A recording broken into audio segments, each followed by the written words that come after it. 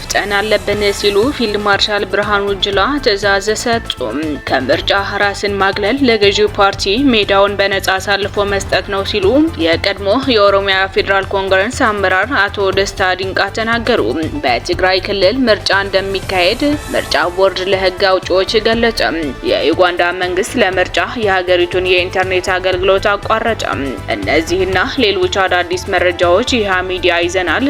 እስከ መረጃዎች ፍጻሜ ድረስ አብራችሁ እንድትቆዩ እንጋብዛለን። መፍጠን አለብን ሲሉ ፊልድ ማርሻል ብርሃኑ ጁላ ትዕዛዝ ሰጥቷል። አንድ ሀገር እንደሚመራ ፕሬዝዳንት ሳይሆን እንደ ሰፈር ጎረምሳ ወደ ሚዲያ ወጥተው ስድብና ዘለፋ ያስተላለፉት ኢሳያስ አፈወርቂም የሰጋን መቀጠል የለብንም፣ ከኢትዮጵያ በኩል ጦርነት እንዲነሳ መቀስቀስ አለብን ያሉ ይመስላል። ለዚህም የኢትዮጵያ መንግስትና መሪ በመስደብ ኢትዮጵያ ውጊያውን ቀድማ እንድትጀምር ጸብ አጫሪ ድርጊቶች እያከናወኑ ነው። የትናንት ቃለ ምልልስ ሳቸው ለዚህ ትልቅ ማሳያ የሚሆን ሲሆን ይህን ተከትሎ በፈረንጆች 2026 በዓለም ላይ ሊከሰቱ ከሚችሉ ጦርነቶች መሃል አንዱ የኢትዮ ኤርትራ ጦርነት እንደሆነ ክራይሲስ ግሩፕ ትንበያውን አስቀምጧል። የኢትዮጵያ ከፍተኛ ወታደራዊ አዛዦችና የደህንነት ባለስልጣናት ስለ መጪው ጦርነት ተወያይተዋል። ፊልድ ማርሻል ብርሃኑ ጁላ፣ ጀነራል ማመር ደሳም፣ ጀነራል አለምሸት ደግፌ፣ ጀነራል ይመር መኮንን፣ የጠቅላይ ሚኒስትሩ የደህንነት አማካሪ አምባሳደር ሬድዋን ሁሴን የተሳተፉበት ጥብቅ ውይይት ተደርጓል። የዚህም ወታደራዊ ስብሰባ ዋና አጀንዳው መጪ ጦርነቶች ዘመን አፍራሽ ቴክኖሎጂዎችን በመጠቀም እንዴት በአጭር ጊዜ እንቋጭ የሚል ነው።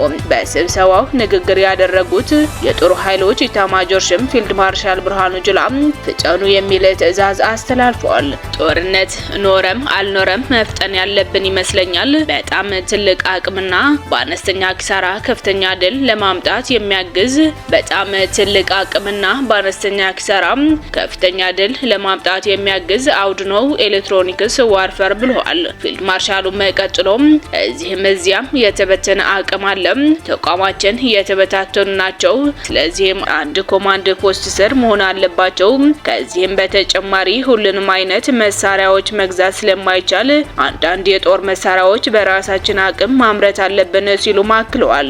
የአርቲፊሻል ኢንተለጀንስ የኢንፎርሜሽን ደህንነት ቢሮ አየር ኃይሉና መከላከያውን በአንድ ኮማንድ ስር ሆነው የጋራ ተግባር እንዲፈጽሙ ምክረ ሀሳብ ማቅረባቸው የሰራዊቱን የማድረግ አቅም እንደሚጨምረውም ታምኖበታል። ከምርጫ ራስን ማግለል ለገዢው ፓርቲ ሜዳውን በነጻ አሳልፎ መስጠት ነው ሲሉ የቀድሞ የኦሮሞ ፌዴራል ኮንግረስ አመራር አቶ ደስታ ዲንቃ ተሰምተዋል። የቀድሞ የኢትዮጵያ የፖለቲካ ፓርቲዎች የጋራ ምክር ቤት ሰብሳቢ ዋና ጸሐፊና የመድረክ ምክትል ዋና ጸሐፊ እንዲሁም የኦፌኮ ስራ አስፈጻሚ የነበሩ የህግ ባለሙያ አቶ ደስታ ዲንቃ ከኦሮሞ ፌዴራላዊ ኮንግረስ ኦፌኮ ጋር የነበራቸው የረጅም ዘመን ግንኙነት አቋርጠው አዲስ ሀገር አቀፍ ፓርቲ በመመስረት ላይ ይገኛሉ። ሰሞኑን ከኦሮሚያ ፌዴራል ኮንግረስ የለቀቁት ፖለቲከኛው ከለውጡ በኋላ የነበረውን የትግል ስልታው ባለመሆኑ ነባር ፓርቲዎች ጥንካሬያቸው አጥተዋል በሚል በያዙት ጽኑ ወቀሳ በስድስተኛው ጠቅላላ ምርጫ ዙሪያ በፈጠሩት የአቋም ልዩነት መሆኑን ገልጻሉ። ከኦፌኮ መልቀቃቸውም ተከትሎ ፌዴራል ዲሞክራሲ ፓርቲ የተሰኘ አዲስ የፖለቲካ ፓርቲ በብሔራዊ ምርጫ ቦርድ ለማስመዝገብ እንቅስቃሴ ጀምረዋል። አቶ ደስታ የኦሮሞ ፖለቲካ እውነታ የሚጠይቅ በቁርጠኝነት በምርጫው መሳተፍ እንጂ ሜዳውን ጥሎ መውጣት አይደለም ሲሉም ተናግረዋል።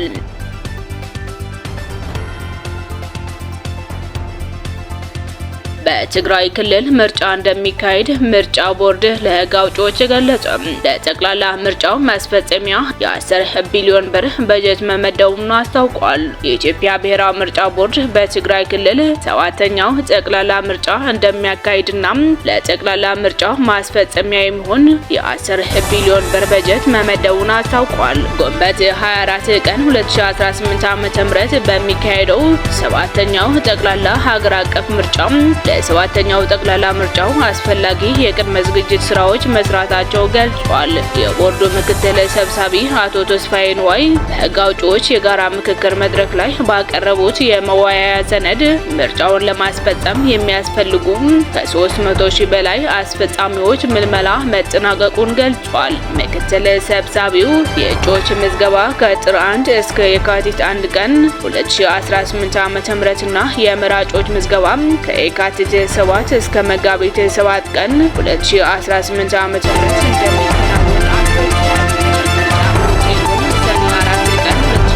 እንደሚከናወን ዓመተ ይፋ እንደሚሆን ገልጿል። አቶ ተስፋዬ አክለውም በመላ ሀገሪቱ 50 ሺህ የምርጫ ጣቢያዎች የሚኖሩ ሲሆኑ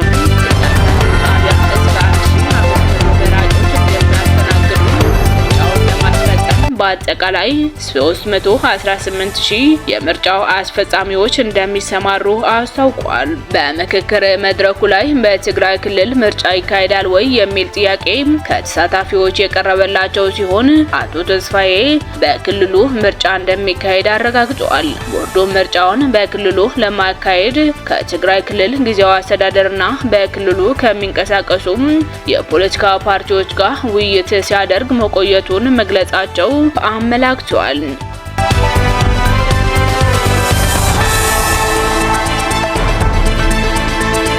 ሶማሊያ ከተባበሩት አረብ ኤሚሬቶች ጋር የነበራትን መነትና ትብብር ሙሉ መቋረጧን አስታውቃለች። የሶማሊያ መንግስት እርምጃውን የወሰደው በተባበሩት አረብ ኤሚሬቶች የሚደገፈው የደቡብ የመን ተገንጣይ ቡድን መሪ ኢድሪስ አልዞባይድን ያለ ሶማሊያ መንግስት ፍቃድ በሞቃዲሾ በኩል ወደ አቡዳቢ መውሰዷን ከተሰማ በኋላ ነው። የሶማሊያ የውጭ ጉዳይ ሚኒስትር ዴኤታ ውሊ ኡመር ለአልጀዚራ እንደተናገሩት የሶማሊያን የአየር ክልል አሊያ የሶማሊያ አየር ማረፊያዎች በህገወጥ መንገድ መጠቀም ሶማሊያ የምትደግፈው ነገር አይደለም። አልዙባይዲ ከየመን ወደ ሶማሊላንድ በርበራ ወደብ በጀልባ ተሻግረው የአሜሪካ መቋዲሾ ተጉዘዋል የሚል ወቀሳ ቀርቧል።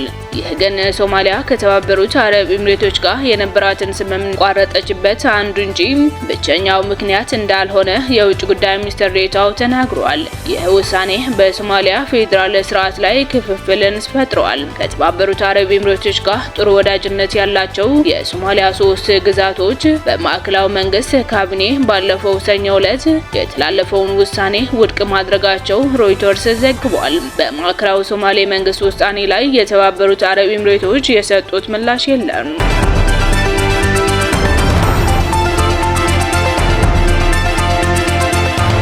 በመጨረሻ የዩጋንዳ መንግስት ለምርጫ የሀገሪቱን የኢንተርኔት አገልግሎት አቋረጠ።